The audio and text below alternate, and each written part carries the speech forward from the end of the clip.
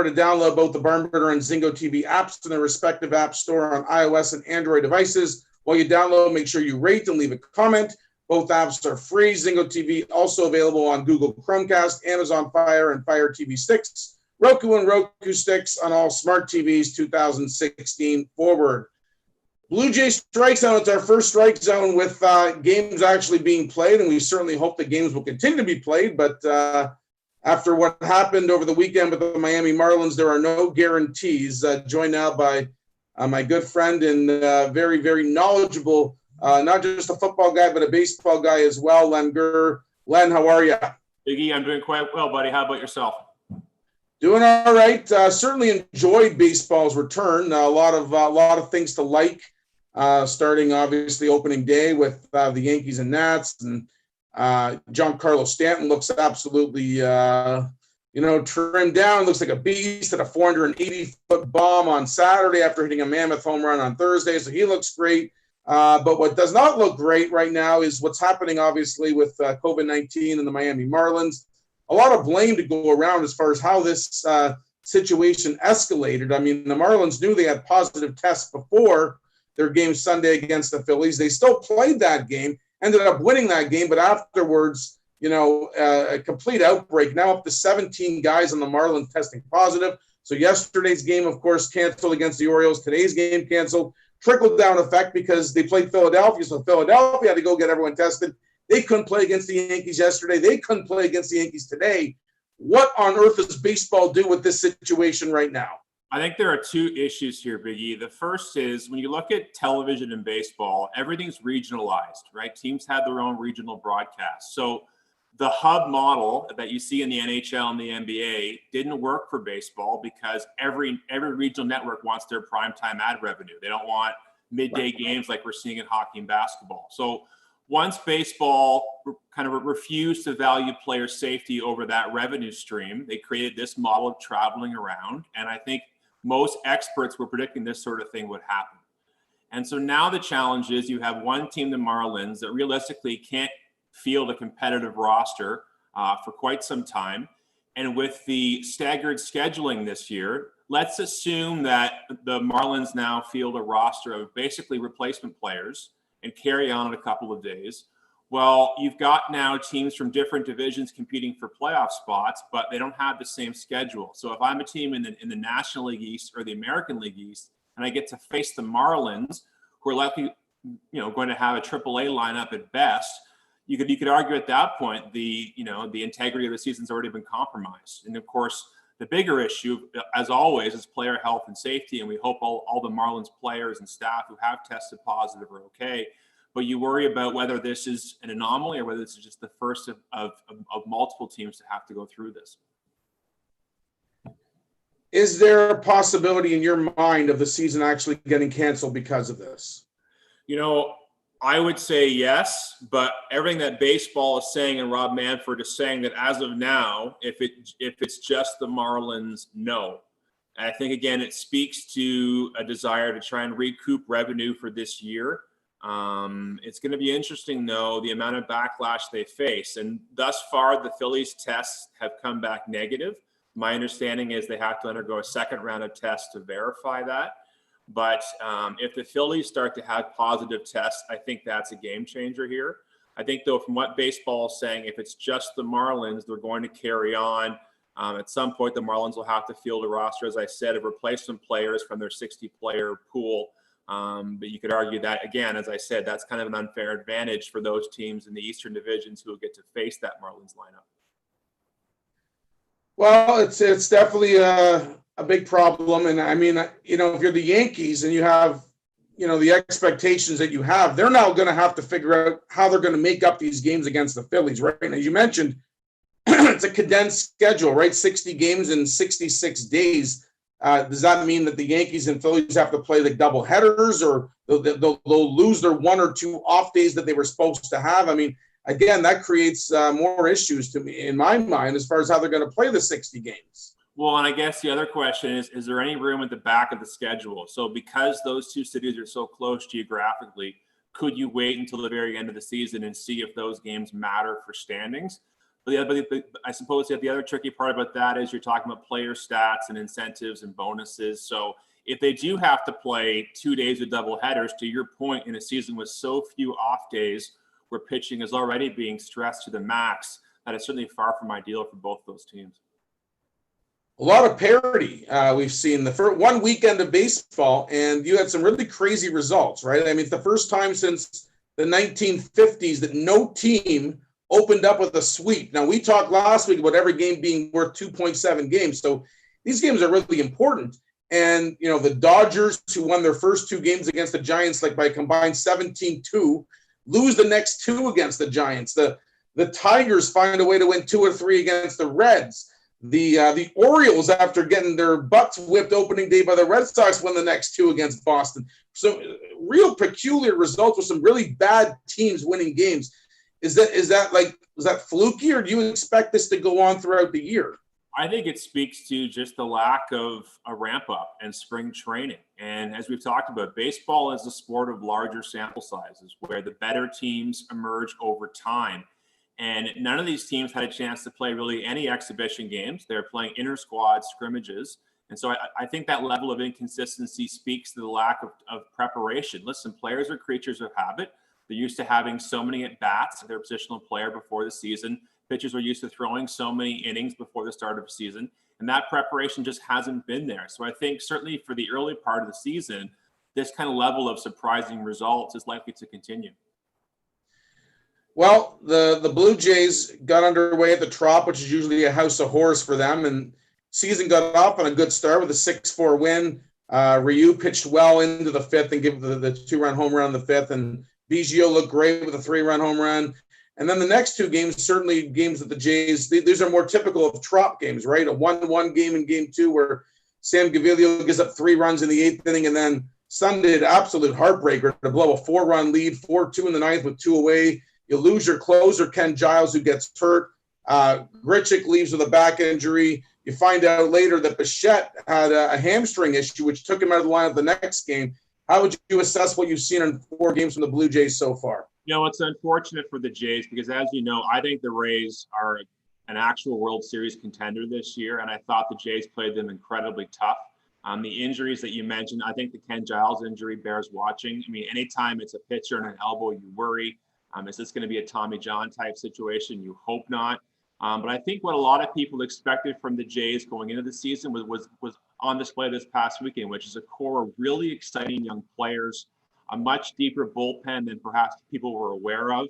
And then the question comes down to starting pitching. But when you see what the Rays did to the Braves last night, I think it speaks pretty highly of the Jays. They were able to go in there and play as well as they did. And when you look at the American League landscape, and the fact that, you know, teams like the Red Sox just don't have the pitching to compete with the expanded playoffs, I would say as a Jays fan, there are a lot of reasons to have hope that if the season goes on and continues, the Jays can very much compete for one of those final playoff spots.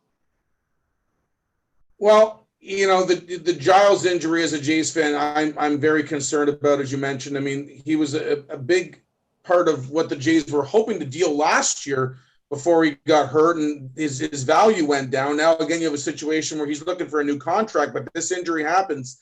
You know, it's pretty serious, obviously. He was the big piece brought back in the Roberto Osuna trade, and the Jays are really relying on Ken Giles. But if Giles is hurt, not able to pitch this year, do you think the Jays bullpen can hold up, or just is that lost too much for them? It's going to be tough for sure. I think the one area that helps them is when you look at the division as a whole, other than Tampa and perhaps the Yankees at the top end of the rotation and their bullpen, it is not an especially deep division as far as pitching goes.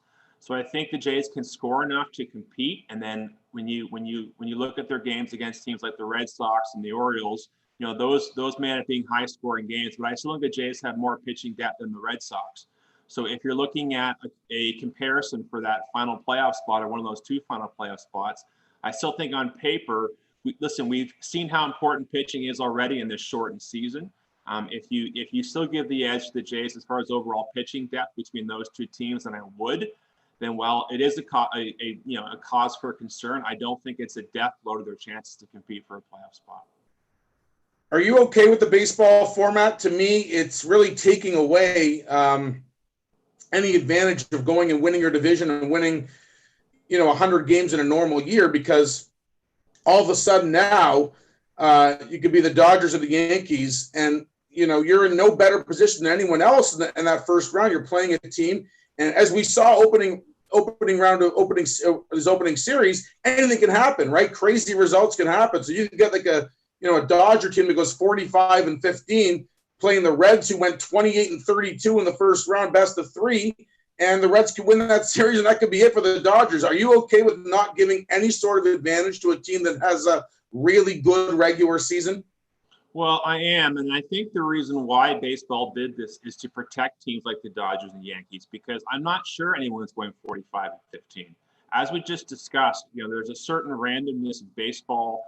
When you look at past seasons of 162 games and you look at the standings after 60 games, there's often considerable discrepancy from that point to where things ended up. So I think baseball had a genuine concern that some of the best teams on paper may not have hit their stride early on in this abbreviated random season, and that could have cost them a playoff spot. So to me, this is baseball's way of ensuring that all the best teams get in the dance. And at that point, listen, if you are the best team, handle your business. If that means you have to play an upstart Reds team or an upstart Brewers team, if you're the Dodgers in the first round, well, take care of business, because ultimately, if your plan is to win a World Series, you have to beat the best anyways. So I think managing that risk of a potential first round upset from baseball perspective is better than having a team that you felt on paper would have been there after 162, missing it because of the shortened season.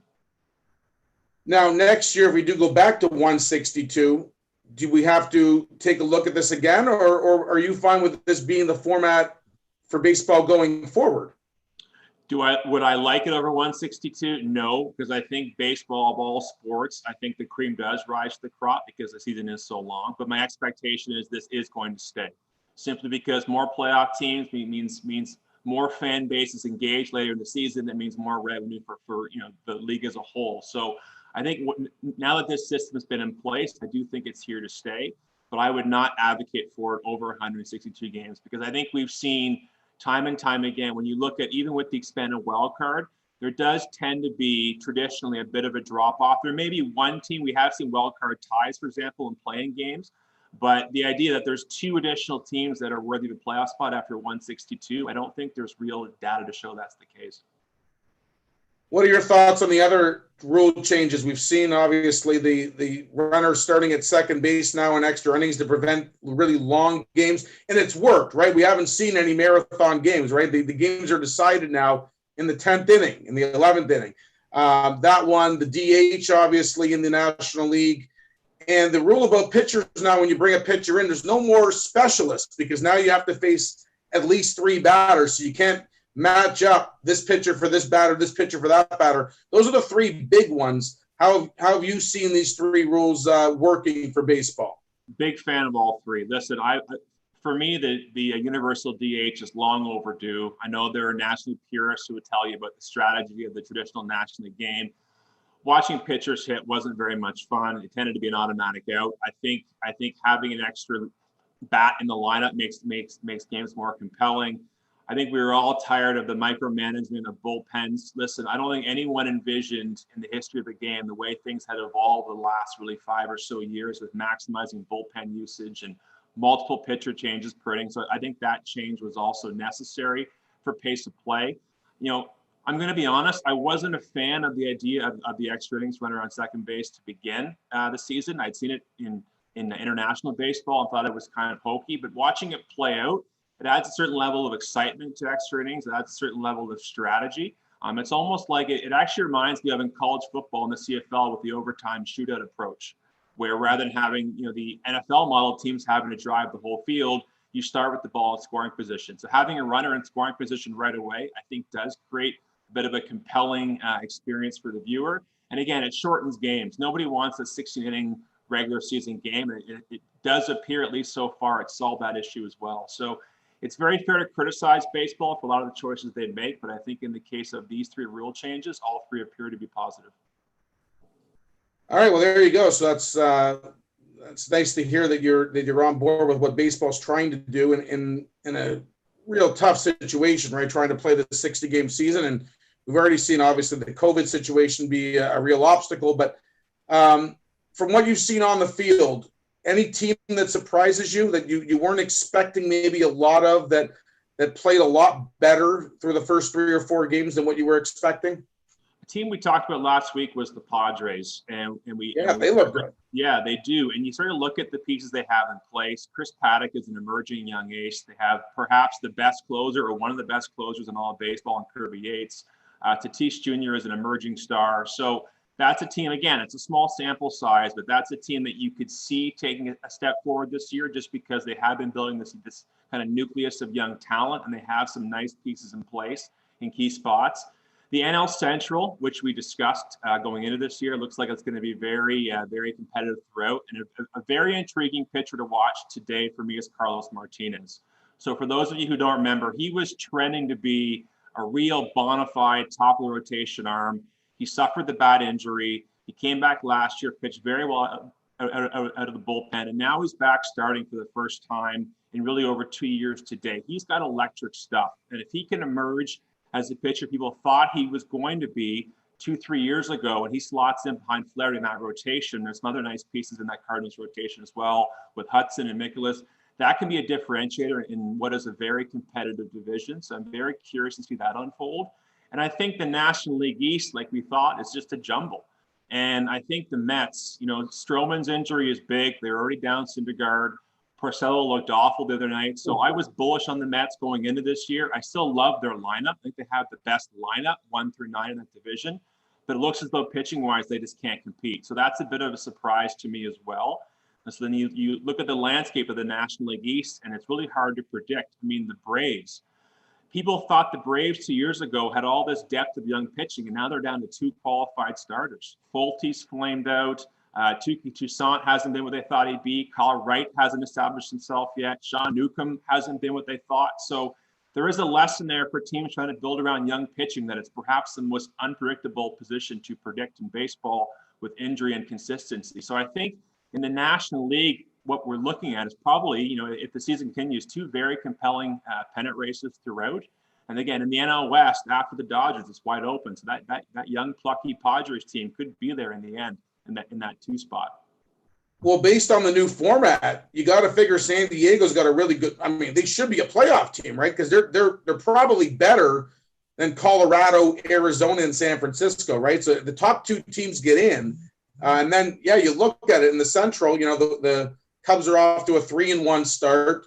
So between the St. Louis, Milwaukee, Cincinnati, very good chance you get 3 teams there making the playoffs, and then in the East, a crapshoot, right? I mean, the Nationals are in big trouble, obviously, with Strasburg's injury, with Soto's positive test. Miami's done. So now you mentioned the problems with the Mets. Atlanta has, the issues over the pitching, and then Philadelphia doesn't look good either. So it's crazy what the end of this season could look like. But certainly back to our opening conversation about the Marlins, I mean, this is where it gets potentially controversial in that the Marlins do play with what will essentially be a AAA lineup. And that becomes free wins for teams like the Nationals and the Phillies and the Braves. Does that take a playoff spot away from an NL Central team? The reality is these teams have to face each other and slug it out over the bulk of their schedule. So that's certainly going to impact their win total. So I think that's the challenge baseball is going to have here. Is it's all well and good to say, well, it's only one team and we're going to press on. Okay, but it does compromise the integrity of your league if it impacts who makes the playoffs versus who misses the playoffs. What about the AL West? A couple things, obviously, from Sunday. Shohei Ohtani, a disastrous start, doesn't record an out. 3 walks. His velocity was down. How big an issue is that for the Angels? Huge. Listen, that's a team that for really quite a while has struggled to have consistent starting pitching. They've had a very hard time building a lineup around Trout. I think Rendon is a great piece there. I mean, who doesn't think that? He's a tremendous player, big bat in the lineup. But if they can't get consistent starting pitching 1 through 5, they're going to struggle in that division because you've got 2 lineups in the Astros, assuming they weren't totally reliant on banging trash cans and stealing signs, as well as the A's. I mean, 2 lineups that can really thump. And so if they're going to compete with those two teams, they're going to need Ohtani to at least establish himself as a somewhat consistent mid-rotation arm. And if he can't do that, I'd certainly worry about their chances. And when you look at the Verlander news in that division, which is just devastating for the Astros. They've already lost Cole. Whether JV's out for the year, the bulk of the year, it sounds like his best case scenario. You have to look at the A's all of a sudden as a team that going into this year was kind of viewed as a 1B, if not co-favorite with Houston, just below them, is now having a great chance to win that division and perhaps even be the 2 seed in the American League. Yeah, I was going to ask you if the Verlander situation makes Oakland, a favorite in your mind. I mean, Houston won 3 out of 4, but that was against Seattle, right? So, without Verlander, I don't know if Houston's pitching can hold up to be an elite team. I'm with you, Coach. All right, we'll end up with the Central here, and the Indians got amazing performances out of Carrasco and Bieber in that series, but that was against the Royals. I don't know how much you read into that. Minnesota was absolutely raking against the White Sox, who got their butts whipped, and a lot of people were high, including you, on the White Sox. Should we read too much into what Minnesota did to them, or was that just a little fluky? I mean, I think the White Sox pitching is pretty bad, but I also think that Twins lineup is very deep, and they've got some real heavy thunder, especially in the middle of that lineup. And so to me, on paper, like most people, I think the Twins are the best team in that division. If they can get consistent pitching out of Barrios and Odorizzi, if Rich Hill can come back and be healthy this season, I think you give the Twins the nod.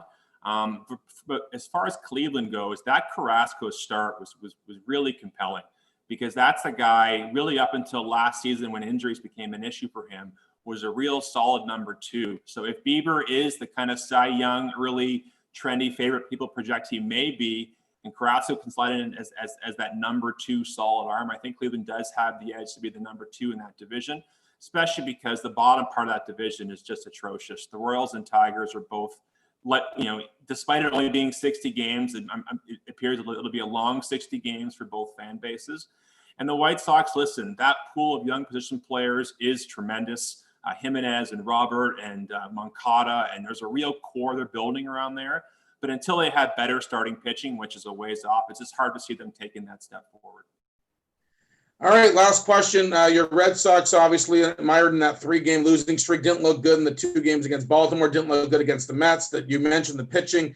Do they rebuild? I mean, what do they do with the players like Benintendi and Jackie Bradley Jr. and JD Martinez, all the bats that are there? What's the mind process now for this team? Like with Ron Renneke as the manager, is he there for the long haul? Is this a short-term thing? How do you think this plays out for the Red Sox? So I think, so first and foremost, Jackie Bradley Jr. is actually a free agent after this year, so it's hard to see him having much value. I think Benintendi's trade value is suppressed quite a bit right now as well. So I think in that case, he'd be selling far too low on a very young, talented player.